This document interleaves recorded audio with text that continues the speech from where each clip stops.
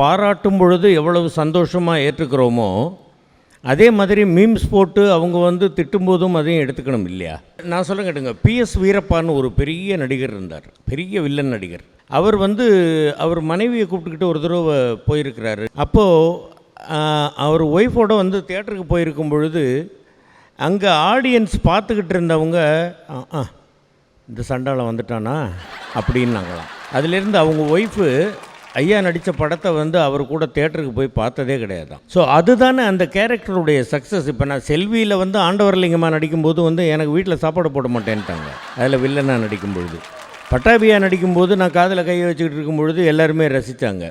செல்வியில் ஆண்டவர்லிங்கமாக வில்லனாக நடிக்கும்போது, அதாவது வில்லனாக நடிக்கும் வந்து அவர் வந்து திட்டு வாங்குறாருனாக்க அது பாராட்டுக்கள் அந்த கேரக்டருக்கு அப்படின்னு தான் எடுத்துக்கணும். மீம்ஸில் வந்து திட்டுறாங்க, கொள்கிறாங்க, நம்மளை கிண்டல் பண்ணுறாங்க அப்படின்னாக்க அதையும் நம்ம வந்து ஒரு பாராட்டாக தான் எடுத்துக்கிட்டோம். அப்படின்னாக்கா வந்து நிச்சயம் என்ன இப்படி திட்டாங்க அப்படின்னு நமக்கு அந்த இடத்துல அந்த ஈகோ வந்துச்சுனாக்கா அது வரக்கூடாது இல்லையா?